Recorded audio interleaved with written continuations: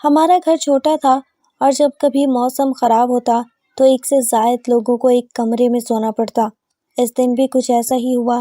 اچانک موسم کی خرابی اور تیز بارش کی وجہ سے مجھے بھائی اور بھابھی کے کمرے میں سونا پڑا۔ مجھے ابھی وہاں لیٹے 15 سے 20 منٹ ہی گزرے ہوں گے کہ بھائی بھابھی اپنے کام میں مصروف ہو گئے۔ وہ دونوں ہی اس بات سے بے خبر تھے کہ میں ابھی سوئی نہیں ہوں بلکہ جاگ رہی ہوں۔ وہ اس سب سے انجان اپنی مستی میں لگے رہے اور نہیں جانتے تھے کہ میں سو نہیں رہی بلکہ جاگ رہی ہوں۔ مجھے یہ سب دیکھتے ہوئے بہت شرم آ رہی تھی، مگر میں چاہ کر بھی کچھ نہ کر سکتی تھی سوائے اس کے کہ میں اپنی آنکھیں بند کر کے لیٹی، اور میں ایسا ہی کیا۔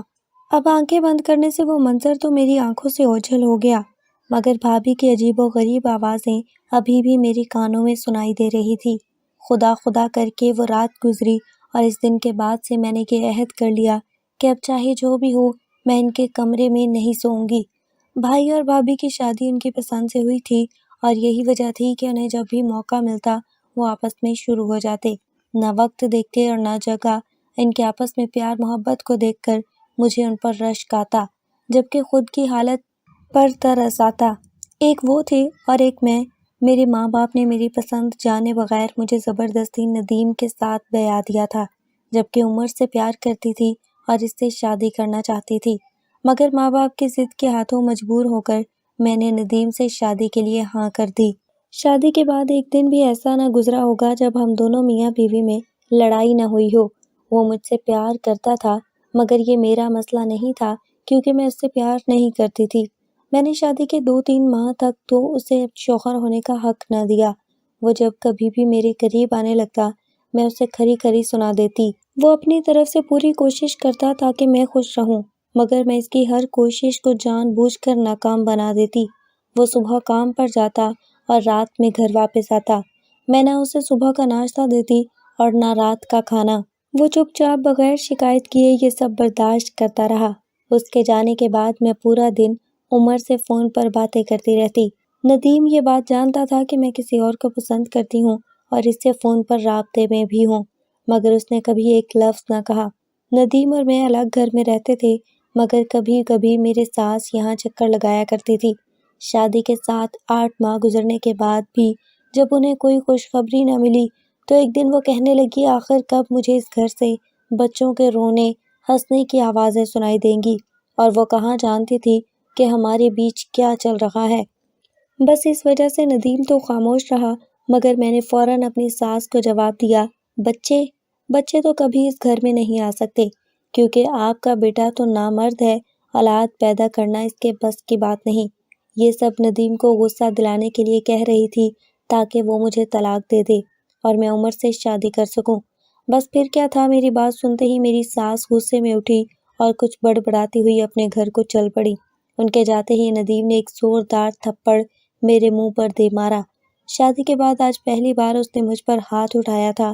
آج پہلی بار اس نے اپنے شوہر ہونے کا حق جتایا اور مجھے یہ بتایا کہ میں نامرد نہیں ہوں۔ وہ غصے میں تھا اور سوائے رونے دھونے کے کچھ نہ کر سکی۔ وہ سب کرنے کے بعد وہ گھر سے نکل گیا اور جب واپس آیا تو نشے کی حالت میں تھا۔ اس دن زندگی میں پہلی بار اس نے نشہ کیا تھا، سگریٹ پی تھی، اور شاید اس سب کے لیے بھی میں نے ہی اسے مجبور کیا تھا۔ خیر بجائے اس کے کہ مجھے اپنی غلطی کا احساس ہوتا، میں اور ضدی ہوتی گئی۔ جب وہ گھر آتا تو میں اس سے خوب لڑتی، خوب گالیاں دیتی، ہر وہ چیز آزماتی جس سے وہ طلاق دے دے، مگر وہ خاموشی سے میری ہر بات سن لیتا، میری ہر حرکت برداشت کر لیتا۔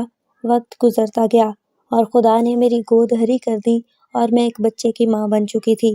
یہ وہ بچہ تھا جو میں کبھی بھی پیدا کرنا نہیں چاہتی تھی۔ ایسا نہیں تھا کہ مجھے بچوں سے نفرت تھی، بچے مجھے بھی پسند تھے، مگر کیونکہ یہ بچہ ندیم کا تھا اس وجہ سے مجھے اس سے بھی نفرت تھی۔ اب میں ندیم کے ساتھ ساتھ اس معصوم بچے کو بھی اپنے غصے کا نشانہ بناتی۔ ایک دن جب ندیم گھر آیا اور اس نے اپنے بچے کے ساتھ میرا برا سلوک دیکھا تو مجھ سے خوب لڑا۔ زندگی میں آج وہ پہلی بار مجھ سے لڑا تھا، مگر اپنے لیے نہیں بلکہ اپنے بچے کے لیے۔ ایک بچے کی ماں بننے کے بعد بھی میرے اور عمر کے تعلقات برقرار رہے۔ اس نے مجھ سے وعدہ کیا تھا کہ وہ نہ صرف مجھے بلکہ اس بچے کو بھی اپنانے کے لیے تیار ہے۔ ایک دن میرا جانا بھائی کے گھر ہوا۔ بھابھی نے اس دن نیا جوڑا پہنا تھا۔ میرے پوچھنے پر انہوں نے بتایا کہ بھائی نے ان کی سالگرہ پر انہیں تحفے میں دیا ہے۔ میں جلدی کرتی گھر واپس آ گئی اور ایک بار پھر اپنی بری قسمت پر رونے لگی۔ ایک بھابھی تھی جو نئے کپڑے پہنا کرتی تھی، بھائی انہیں ہر دوسرے دن کہیں نہ کہیں گھومنے لے جایا کرتے تھے، اور ایک میں تھی، مجھے تو 2 وقت کی روٹی بھی نصیب نہ ہوتی تھی۔ آج میں نے سوچ لیا تھا کہ جیسے ہی ندیم گھر آئے گا میں اس سے طلاق لے کر رہوں گی۔ میں صبری سے اس کا انتظار کرنے لگی، اور جیسے ہی وہ گھر آئے میں نے طوفان بدتمیزی برپا کر دیا۔ اسے کہا کہ مجھے طلاق دو، میں تمہارے ساتھ نہیں رہنا چاہتی، مگر وہ چپ چاپ کمرے میں چلا گیا اور وہاں بیٹھا رہا اور پھر باورچی خانے کا رخ کر لیا۔ اس کی حالت سے صاف ظاہر ہو رہا تھا کہ محنت مزدوری کر کے آیا ہے۔ کپڑے دھول اور مٹی سے بری طرح گندے ہو چکے تھے۔ اس کی حالت دیکھ کر مجھے اس پر ترس آنے لگا، مگر پھر میں نے عمر سے کیے وعدوں کو یاد کیا۔ وہ کافی دیر برتن ٹٹولتا رہا، مگر جب کھانے کو کچھ نہ ملا تو چپ چاپ آ کر چارپائی پر لیٹ گیا۔ میں نے اس کے لیے کھانا بنایا ہی کہاں تھا جو اسے ملتا، اور یوں اس رات بھی وہ بھوکا سو گیا۔ میں دل ہی دل میں سوچنے لگی کہ اگر اس کی جگہ کوئی اور مرد ہوتا تو مجھے اب تک کب کا طلاق دے چکا ہوتا، مگر ایک یہ ہے، نہ جانے کیوں اب تک یہ سب برداشت کر رہا ہے۔ خیر، وقت گزرتا رہا، ندیم صبح جاتا اور رات میں تھکا ہارا گھر واپس آتا۔ میں اس کے لیے کبھی کھانا نہ بناتی، وہ چپ چاپ باورچی خانے میں جاتا، کھانا تلاش کرتا، مگر کچھ نہ ملتا۔ کبھی کبھار میرا بچا کھچا ہوا کھانا پڑا ہوتا تو وہ کھا لیتا، ورنہ سوکھی روٹی پڑے ہی گزارا کر لیتا۔ اس نے آج تک میرے اس رویے کی شکایت کسی سے بھی نہ کی تھی، نہ میرے ماں باپ اور نہ ہی اپنے ماں باپ سے۔ میں جب کبھی اسے طلاق کا کہتی تو وہ میرے آگے ہاتھ جوڑ لیتا، کہتا میں تمہیں طلاق نہیں دے سکتا، میں اپنے بچے کو بغیر ماں کے پلتا نہیں دیکھ سکتا۔ اس کا جواب سن کر میں بھی خاموش ہو جاتی اور یہی سوچنے لگتی کہ یہ سب تو میرے سوچنے کی باتیں ہیں جو وہ سوچ رہا ہے۔ اگر وہ چاہتا تو مجھے طلاق دے سکتا تھا، دوسری شادی کر سکتا تھا، مگر بچے کی خاطر اس نے ایسا کچھ نہ کیا۔ خیر، کچھ وقت ایسے ہی گزرا اور پھر ایک دن عمر کی باتوں میں آ کر میں نے ایک غلط قدم اٹھا لیا۔ عمر نے مجھے کہا کہ تم اپنے بچے کو لے کر گھر سے بھاگ آؤ اور پھر ہم کورٹ سے خلا لے لیں گے۔ مجھے بھی اس کی بات ٹھیک لگی، کیونکہ میں جانتی تھی بغیر خلا کے وہ تو کبھی بھی مجھے طلاق نہیں دے گا۔ ندیم جیسے ہی کام پر گیا میں نے کچھ ضروری سامان اٹھایا اور عمر کے ساتھ چل پڑی۔ وہ مجھے کہیں لے جا رہا تھا، نہ میں نے پوچھا اور نہ اس نے بتانا ضروری سمجھا۔ میرے نہ پوچھنے کی وجہ وہ اندھا دھند یقین تھا جو میں اس پر کرتی تھی۔ میں نے اس کا خود سے زیادہ یقین کیا تھا اور شاید یہی میری غلطی تھی۔ کچھ دیر کے سفر کے بعد وہ مجھے ایک گھر میں لے آیا، شاید اس کے کسی دوست کا تھا۔ کھانا کھایا اور کچھ دیر آرام کے بعد میں نے اسے خلا کی بات کی۔ میری بات سن کر کہنے لگا، ابھی تو آئے ہیں، کر لیں گے اس کا بھی کچھ۔ خیر، میں خاموش ہو گئی۔ رات کو وہ الگ کمرے میں سویا اور میں الگ۔ رات کا کوئی پہر تھا کہ مجھے کسی کی سرگوشی سنائی دی۔ جب میں نے لائٹ آن کر کے دیکھا تو وہ عمر تھا اور مجھے کمرے سے باہر بلا رہا تھا۔ میں دھیان سے اٹھی کہ کہیں میرا بیٹا نہ اٹھ جائے۔ اس کا سر اپنے بازو سے ہٹایا اور پھر کمرے سے باہر آ گئی، اور عمر مجھے اپنے کمرے میں لے گیا اور دروازہ بند کر دیا۔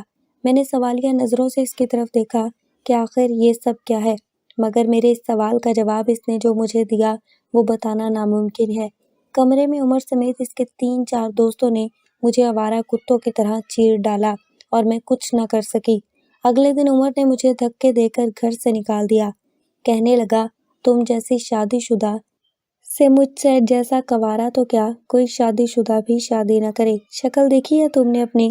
میں روتی سسکتی آہیں بھرتی وہاں سے ندیم کے گھر لوٹ آئی۔ مجھے اب اپنی غلطی کا احساس ہو چکا تھا، مگر شاید اس احساس کو ہونے میں بہت دیر ہو چکی تھی۔ جب میں گھر پہنچی تو وہاں لوگوں کا ہجوم تھا۔ آگے جا کر دیکھا تو ندیم اس دنیا سے جا چکا تھا۔ مجھے واپس لوٹنے میں بہت دیر ہو چکی تھی۔ اب وہ چین کی نیند سو چکا تھا۔ مجھے دیکھ کر ہر کوئی لعنت ملامت کرنے لگا۔ میرے گھر چھوڑ کر جانے سے ندیم کو ایسا صدمہ پہنچا کہ وہ برداشت نہ کر سکا اور اس دنیا سے ہی چل بسا۔ اب مجھے اپنی غلطی کا احساس ہو رہا تھا کہ جو مجھے اس قدر پیار کرتا تھا، اس کی قدر میں نے اس شخص کی خاطر نہ کی جو صرف جسم کا پجاری تھا۔ میں نے ندیم کو دن رات ستایا، مگر اس نے کبھی آہ تک نہ بھری، اور یہ احساس میرے ڈوب مرنے کے لیے کافی تھا۔ ندیم کی موت کے بعد آس پاس کے لوگوں سے پتہ چلا کہ وہ کس طرح دن رات محنت مزدوری کرتا تھا تاکہ زیادہ سے زیادہ پیسے کما سکے، تاکہ میری ہر خواہش پوری کر سکے۔ اس کی موت کے بعد میں بھائی کے گھر آ بیٹھی، جہاں ہر روز مفت کی کمائی کھانے کے طعنے ملتے ہیں۔ دن رات نوکروں کی طرح کام کرنے کے بعد بھی ہزاروں باتیں سنائی جاتی ہیں۔ آج اپنے گھر اپنے شوہر کی بہت یاد آتی ہے، مگر شاید اب بہت دیر ہو چکی ہے۔ اب میں اس کی آخری نشانی اپنے بیٹے سے بہت پیار کرتی ہوں اور وہی میری دنیا ہے۔